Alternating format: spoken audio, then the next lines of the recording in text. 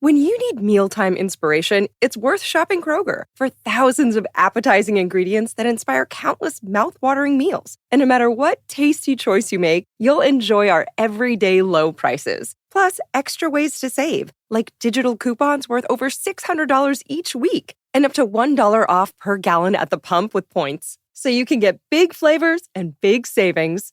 Kroger, fresh for everyone. Fuel restrictions apply. This episode is brought to you by Shopify.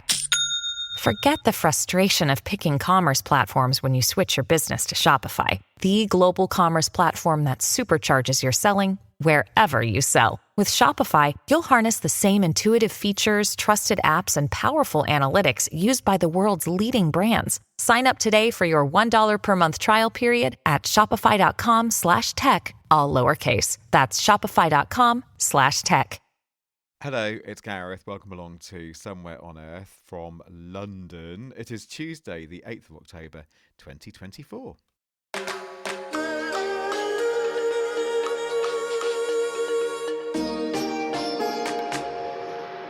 And with us today is Ania, again, the multitasking Jacqueline of all trades. Here she is. How are you, Ania? Indeed it is. Yeah, I'm all right. I'm good. Good, lovely. Before we jump into the main business, could I share a thought with you? Oh, please do, Gareth. Please do. Here we are. So my thought is about I just want to very briefly shout out in praise of the audio guide when you go to a museum or some kind of cultural site. And I know this is not breaking news. This is not new stuff to anybody. We've had audio guides for a very, very long time. But I think sometimes somebody just needs to say how brilliant the humble audio guide is, Ania. And having just been away myself and used quite a lot of audio guides, whether they're on my phone, which is great, you can download an app maybe, and then you can just do it all on your phone and not have to pay somebody else some money. Or when you are just given one of those little headset things from the museum just next to the gift shop and you take it around with you. Just the best thing ever, I think. And what I really like about them, travelling with children, is that they have them for different levels as well. So, your 7-year-old doesn't have to walk around and try and learn, the political history of the fall of communism, for instance, like we did this summer in Gdańsk, and because they had a much simpler version, and they were climbing into exhibits that obviously the adults weren't, and they were happy as Larry going around and doing that because it was pitched at their level, and you can only do that thanks to technology. Yeah, there we are.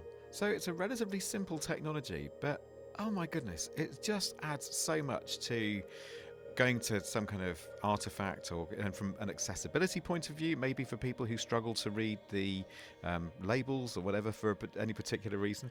And what I would say just quickly on this is that I've often talked about radio and audio as being the original virtual reality, and it's something that I'm only kind of half joking when I say it, because it's such an immersive medium, and you listen to an audio drama, for instance, and it just really does take you into a story world. So I've said virtuality. I'm going to correct myself and say actually it's the ultimate augmented reality, certainly the audio guide. So you're standing looking at maybe some ancient Greek temple, and the audio guide has given you some context about how it may have been used for worship, or what it may have looked like before it obviously became a ruin. And you really do, in your mind, you just kind of enhance what you're looking at with a mental picture that is conjured by the audio guide. So never mind all that stuff about radio and audio being the original virtual reality. I think it's the original augmented reality. I thank you. Should we get on with it then? Yes, please. Here we go. And coming up today, finally, there's a definite theme of quality information today, i.e. how to make the internet, and therefore all our lives, more full of trustworthy, equitable information and freer of rubbish and BS. we're hearing about a sister project of Wikipedia and how it's aiming to improve the quality of the stuff churned out by large language models. Also today, how 2/3 of quality news organisations are blocking chatbots from using their data, and why that's not necessarily a good thing. All of that right here on the Somewhere on Earth podcast.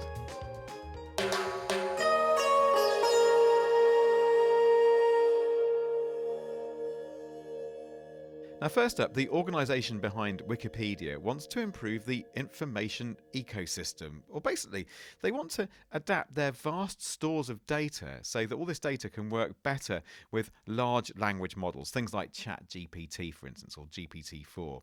So basically, you have all this data about the world and people and everything else, and that feeds the models. And we then, of course, increasingly rely on the models to help us make sense of the world through the things that we ask the chatbots to do for us. Things like, hey, write me a recipe for a fish soup, or hey, help me with my essay, or hey, help me write a sonnet in the style of Shakespeare. Now, this is a story that might sound rather techie, and basically it is, but it matters to all of us, given that the world increasingly really is only as good as the way AI presents and processes its data. Now, counterintuitively, it turns out to make the data more machine readable, they're making it more human readable. And we'll unpack why that's the case, because that kind of confused me to start with. Ania has been hearing more from Lydia Pintscher, the portfolio lead product manager. And like Wikipedia, just to explain, Wikidata is collaboratively edited. And it's not just a big database, but one that links and illustrates all the information through relationships of meaning, if you like. Wikidata is a knowledge graph, and it's a sister project of Wikipedia. Wikipedia has several sister projects like Wikimedia Commons, the Media Archive, Wikivoyage, the travel guide, and Wikidata as the knowledge graph. And what we do in Wikidata is we collect data about the world in a machine-readable form so that people can build applications on top of it. And what that means is we collect data about cities, about monuments, about people, about TV shows. Whatever you can think of, we probably have some data for it.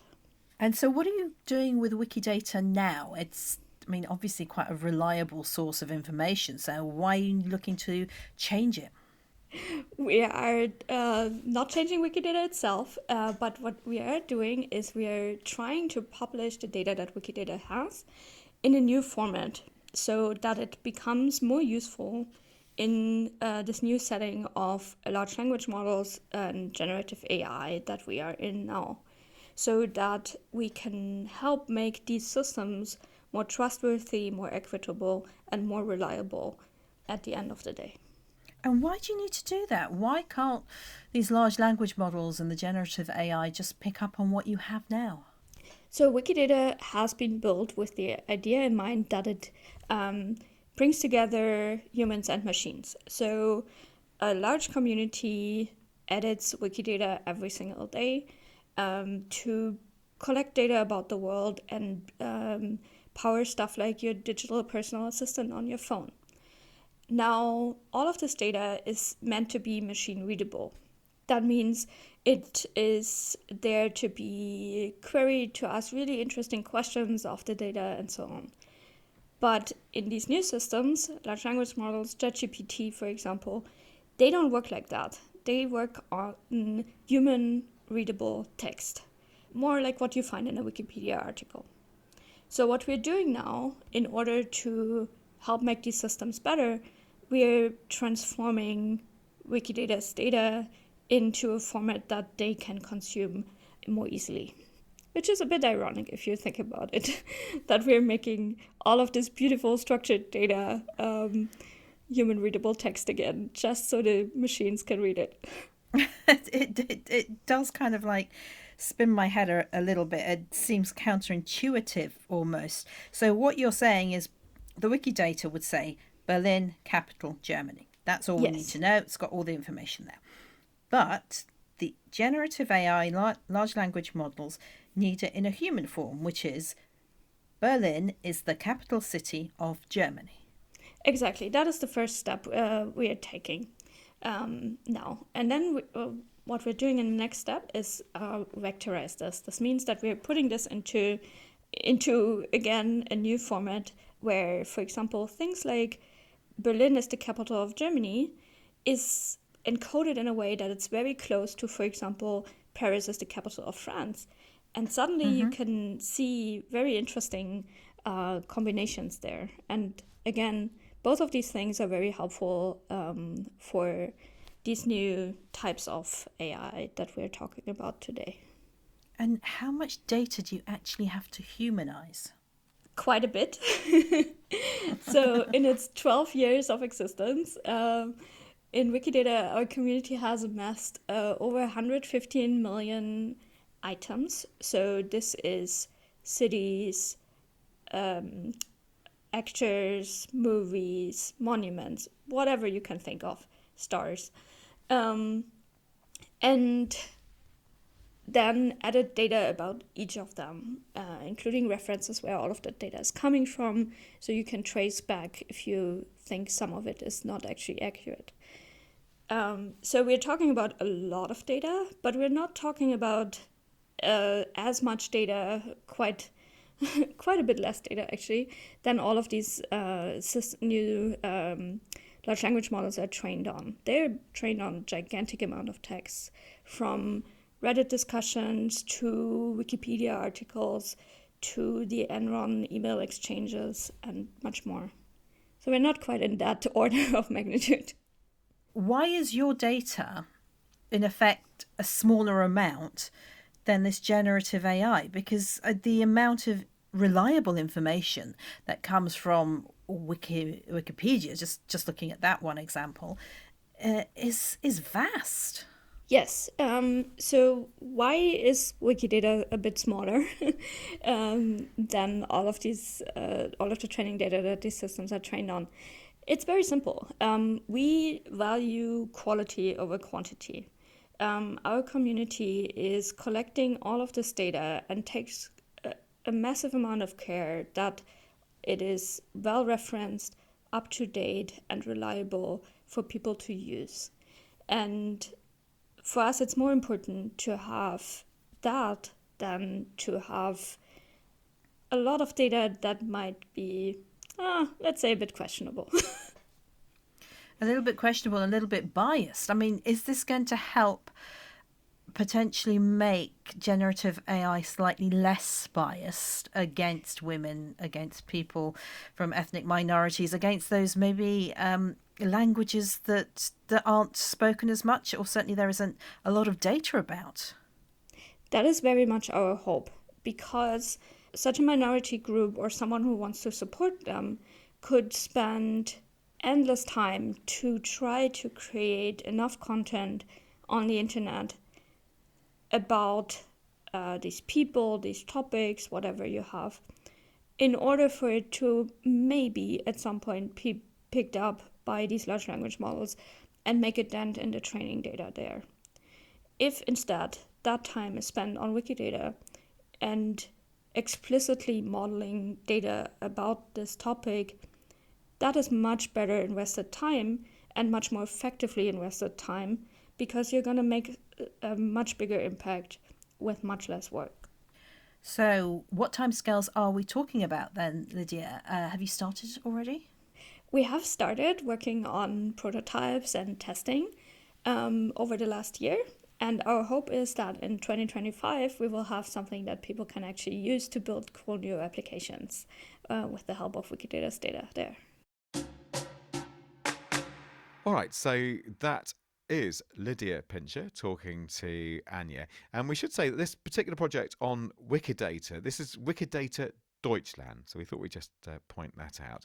So, Ania, that's quite a thought, isn't it? And quite a lot to get into in that interview, even to begin with, just explaining what Wikidata is. And I hope that we set it up all right in the introduction. But this really matters, doesn't it?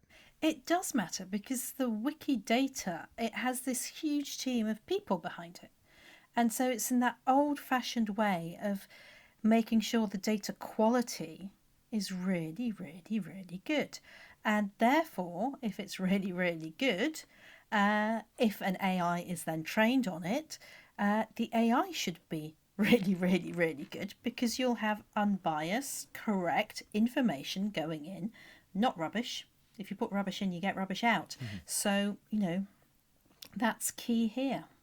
Yeah, and so interesting about how they're making the Wikidata data set more machine readable by making it more human readable by adding things like prepositions and verbs and things like that in order to, paradoxically in a way, make it more intuitive for these large language models.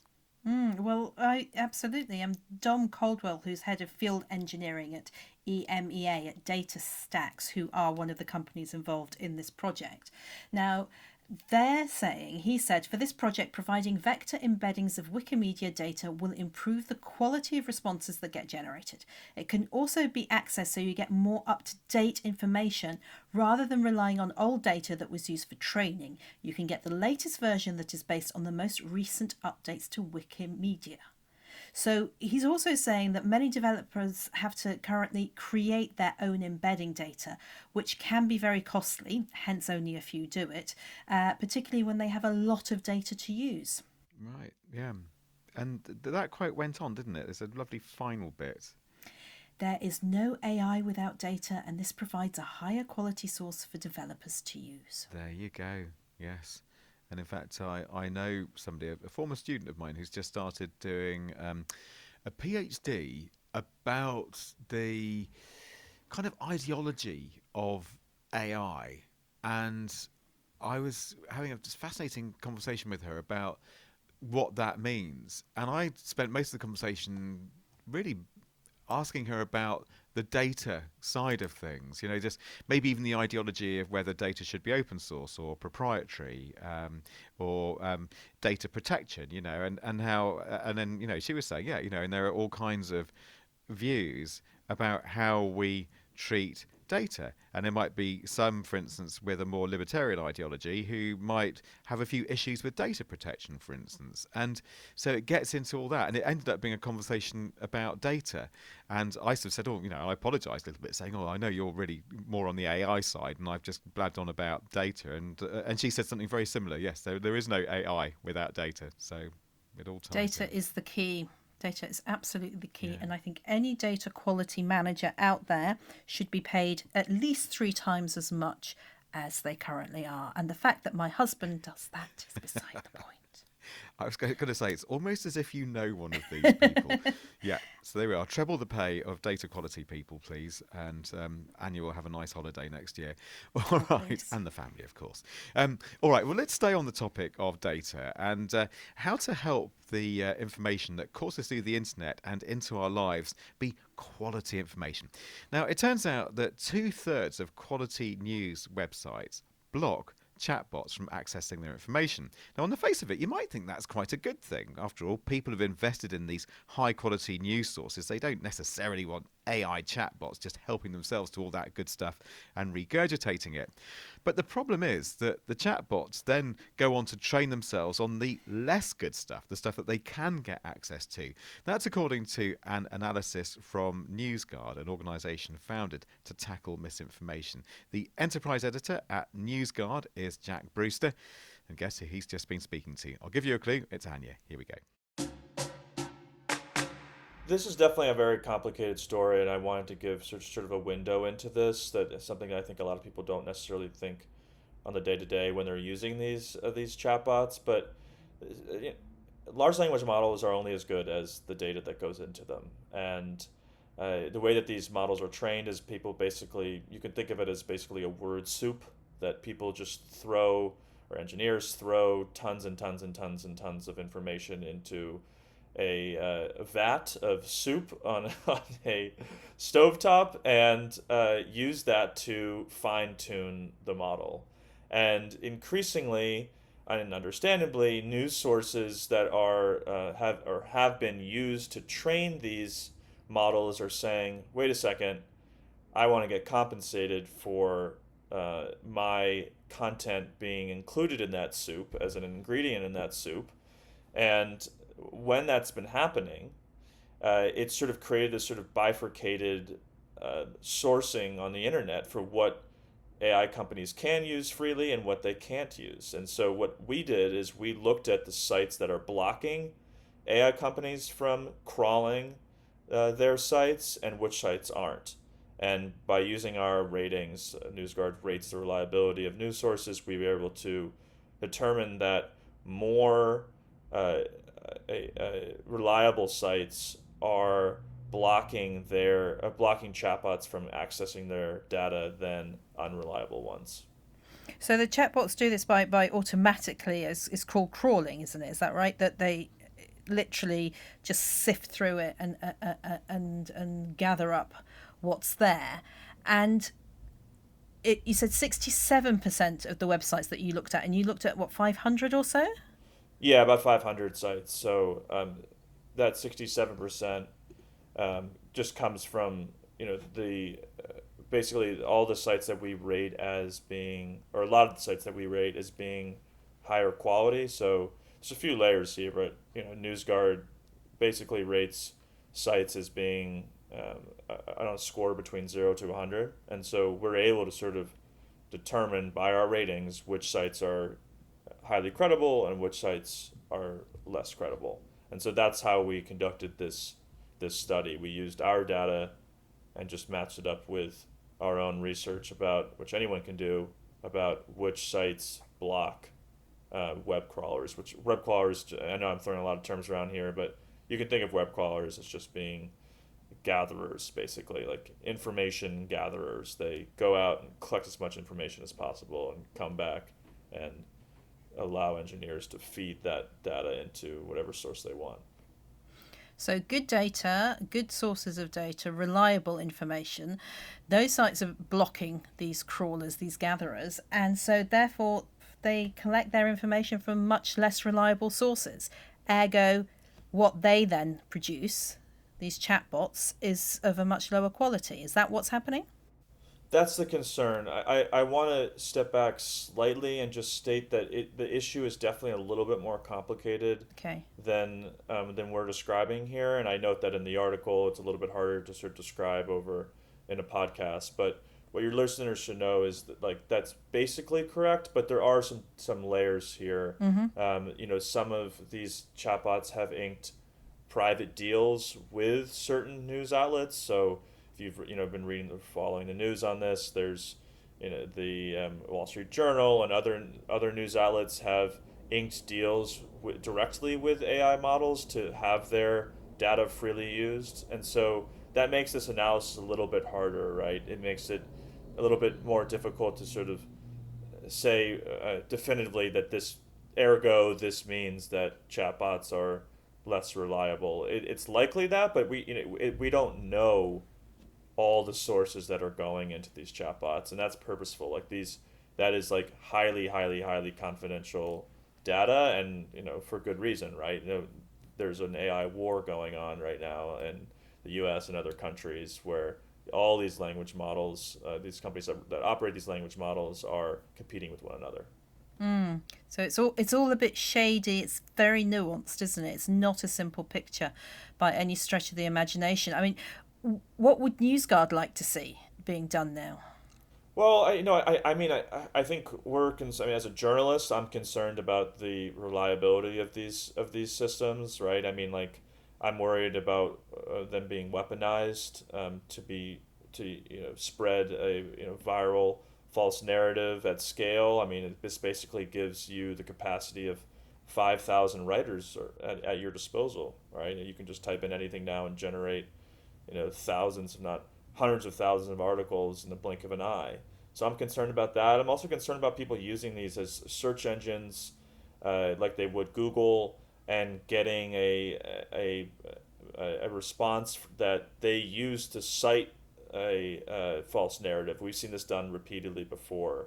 That a source on the internet, a social media user, will take a screenshot of a ChatGPT prompt that they did and say, "Look, see, ChatGPT says that the 2020 election was stolen." I'm just making that up. I'm not saying that necessarily happened, but I'm saying that that is what we've seen misinformation spreaders do on social media: cite these models to to further their narrative.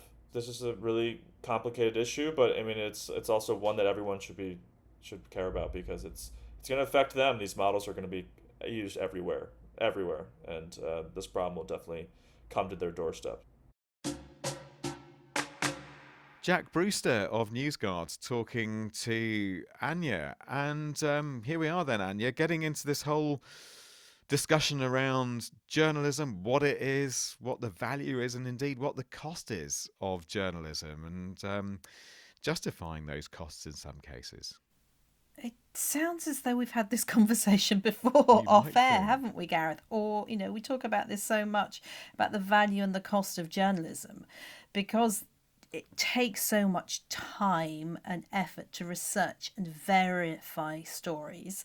It's so costly. So it's understandable that news organisations, good ones at least, who have invested a lot of time, a lot of money, and a lot in the people who are reporting the stories, they want to protect their work. And Jack mentioned in there that some organisations do have partnerships, yeah. So with certain chatbots, for instance. But again, we're back to the same conversation that we had before. It's rubbish in, rubbish out. So if this AI is gathering the data from websites that perhaps might not get everything right, the rubbish that they put in is the rubbish they're going to be putting out. It's a thought, isn't it? And I mean, are there ways out of this, do you think? I mean, you've already mentioned, for instance, that some really good reputable news organisations do deals with large language models.